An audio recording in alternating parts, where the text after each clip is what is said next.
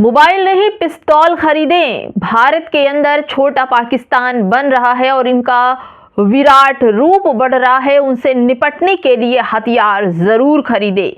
मदरसे में औरंगजेब निकल रहे हैं। इन लोगों ने मिनी पाकिस्तान बना दिया है और इनसे निपटने के लिए कानपुर से 36,000 की पिस्तौल लेकर रखे।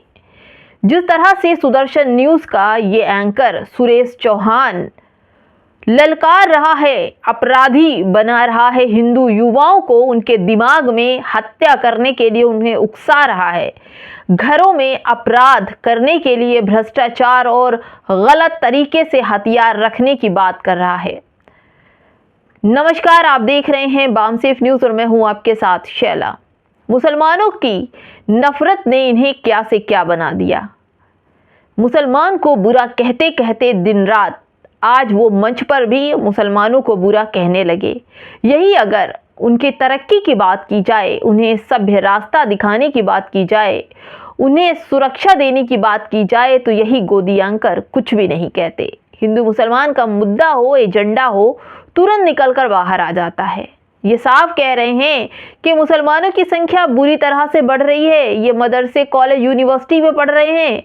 इनकी संख्या बढ़ जाएगी तो हम कुछ ना कर पाएंगे। इसलिए इनके जो रूप हैं, छोटे छोटे से जो मदरसे हैं, वो मिनी पाकिस्तान इन्होंने इसका नाम दे दिया है। छोटा पाकिस्तान, भारत के भीतर पाकिस्तान की स्थापना हो चुकी है, ऐसा सुरेश चौहान कह रहे हैं अपने भाषण में। और कह रहे हैं इनसे निपटने के लिए हथियार रखो, इनका कत्ल करने की तैयारी कर लो। और खुलेआम ये भाषण दे रहे हैं, लेकिन सरकार मौन।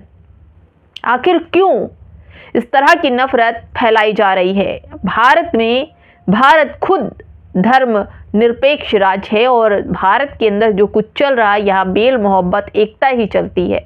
यहाँ किसी के उकसाने से या किसी के कुछ कर देने से कुछ नहीं होता।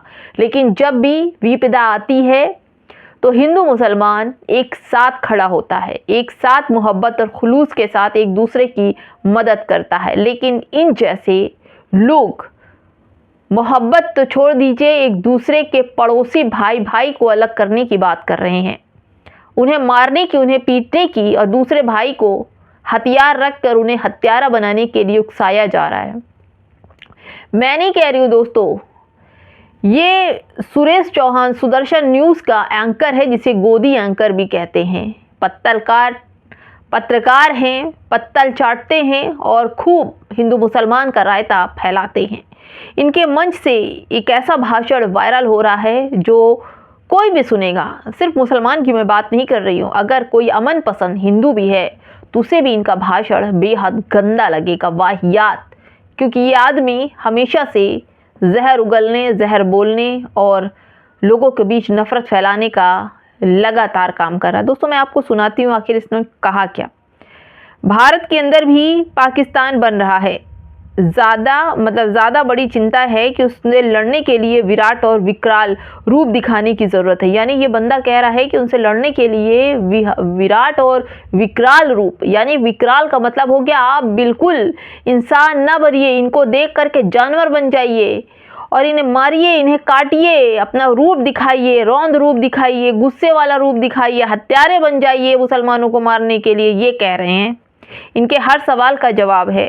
दोस्तों, आगे लिखते हैं कि दिल्ली के द्वारका में 1 नवंबर को एक महासम्मेलन में गोदी न्यूज़ चैनल के संपादक और हिंदूवादी नेता ने मुस्लिम बहुल्य इलाकों को भारत के भीतर पाकिस्तान कहा। दोस्तों, क्या ये हेट स्पीच नहीं है? जिस तरह से कहा जा रहा है कि हम अगर देखा जाए तो मुसलमानों को पाकिस्तानी, जिहादी, आतंकवादी, ये इन्हीं के चैनल से निकलता है और ये बोलते हैं। और आज ये कह रहे हैं कि भारत के भीतर पाकिस्तान बन रहा है और मदरसों को देखकर और वहाँ के मुसलमान बच्चों को देखकर ये बोल रहे हैं। दोस्तों, आगे उन्होंने मदरसों की निंदा करते हुए कहा कि औरंगजेब उन मदरसों से निकल रहे हैं जहां आतंकवादी तैयार किए जाते हैं और आरोप लगाया कि मस्जिद में हथियार छिपाए जाते हैं। ये सुदर्शन न्यूज़ के एंकर हैं, गोदी मीडिया पत्रकार हैं। वो साफ कह रहे हैं कि मदरसों की निंदा कर रहे हैं और कह रहे हैं कि जो मदरसे में बच्चे पढ़ते हैं वो औरंगजेब हैं और हर एक बच्चा औरंगजेब है और औरंगजेब को मारना काटना ज़रूरी हो गया है। उन्होंने कहा कि ये आतंकवादी मदरसे में तैयार होते हैं और आपको बता दूं कि मदरसे में सिर्फ आतंकवादी नहीं, कलाम जैसे लोग भी तैयार होते हैं। और आज़ादी की जंग लड़ने वाले 5 लाख उलेमा भी होते हैं जो मदरसों से पढ़कर आए हैं। दारुल उलूम देवबंद मदरसा है जहां पर तालिबान आए हुए थे और हमारे भारत के प्रधानमंत्री और कई ऐसे नेता थे जो उनके गले लग रहे थे, उनकी प्रशंसा कर रहे थे। और वही मदरसे में ही पढ़ने वाले सऊदी अरब के लोग हैं जहां से नरेंद्र मोदी की बहुत अच्छी हावभगत होती है। लोग उनको वहाँ इज्जत से नवाजते हैं, अपने साथ बिठाते हैं, गले मिलते हैं, खाना खिलाते हैं। चाहे अरबिक कोई भी देश हो, वो तमाम जो लोग हैं सब मदरसे में पढ़ते हैं। यहाँ स्कूल का नाम दिया हुआ है, लेकिन वहाँ के जो अरब, तुर्की, ईरान, इराक, जो भी अदर कंट्री है, वहाँ पर जो मदरसे हैं उसको स्कूल नहीं कहा जाता, मदरसे ही बोला जाता है वहाँ पर। और वहीं पर नरेंद्र मोदी जाते हैं, उन्हीं लोगों के पढ़े लिखे, मदरसे से पढ़े लिखे लोगों के ही गले लगते हैं। दोस्तों आगे मैं आपको बता दूं, उन्होंने हिंदुओं से आग्रह किया कि वे अपने पास हथियार रखें और महंगे मोबाइल फ़ोन की बजाय कानपुर में बनी पिस्तौल खरीदने का आग्रह किया। यानी कि ये सुदर्शन न्यूज़ का एंकर खुले में अराजकता, लोगों को आतंकवादी बना रहा है, अपराधी बना रहा है, हत्या करने के लिए उकसा रहा है। यहाँ तक कि उसने हथियार कहाँ बनते हैं, हथियार कहाँ से लेना है, ये सब बता रहा। और कितने का हथियार मिलता है ये भी सुदर्शन न्यूज़ का चैनल का एंकर बता रहा है कि हथियार जो है, पिस्तौल है, वो 36,000 की मिलती है और मोबाइल तो काफ़ी महंगे हैं, मोबाइल नहीं लेना है, हथियार उठाओ।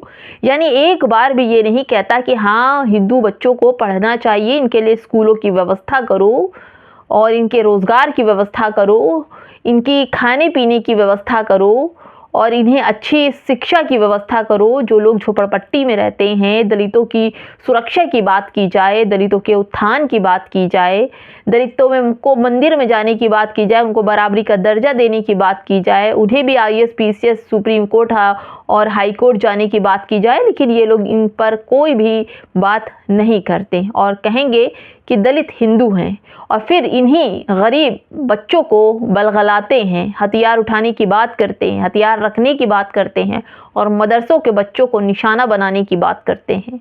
दोस्तों ये बहुत बड़ा हेट स्पीच मामला है, लेकिन सरकारें कोई भी एक्शन लेने के मूड में नज़र नहीं आती हैं। जबकि अब तक तो न जाने कितनी FIR वगैरह भी सुदर्शन न्यूज़ के एंकर पर हो जानी चाहिए, लेकिन पता नहीं क्या है कि मुसलमानों के प्रति जो लोग जहर उगलते हैं वो बहुत ज़्यादा भाजपा के करीब हो जाते हैं। ये भी भाजपा के बहुत ज़्यादा करीब आने की कोशिश कर रहे हैं, कोई बड़ा पद पाने की कोशिश कर रहे हैं, कोई बड़ा मंत्री पद पाने की कोशिश कर रहे हैं और आंखों का तारा बनने के लिए संघ और BJP का ये इतना सब कुछ हथकंडा अपना रहे हैं। लेकिन आपको बता दूं कि जिस तरह से हिंदू युवाओं को भड़काने का लगातार काम हो चल रहा है, एक तरफ तो मुसलमानों का कत्लेआम कराने की बात कर रहे हैं और दूसरी तरफ हिंदू युवाओं को अपराधी बनाने की, हत्यारा बनाने की बात कर रहे हैं। ऐसे में क्या देश इन लोगों के हाथ में? देश में संविधान है, बाबा साहब का संविधान है, लोकतंत्र है, कानून है, पुलिस है, साथ ही साथ सुप्रीम कोर्ट है, हाई कोर्ट है। वो फैसला करेंगे, वो देखेंगे कि कौन आतंकवादी है, कौन जिहादी है, किसने अपराध किया। हर चीज़ का फैसला देश में सुप्रीम कोर्ट, संविधान, लोकतंत्र है, जिसका अधिकार हर चीज़ का, खाने पीने, धर्म की आज़ादी, सब कुछ का जो अधिकार दिया है वो संविधान में है और संविधान को तमाम इस देश के लोग मानते हैं। फिलहाल दोस्तों इस वीडियो में इतना है। नफरतियों के लिए कुछ 2 शब्द अगर आपको लगे लिखना चाहिए तो कमेंट बॉक्स में ज़रूर लिखिएगा। नमस्कार।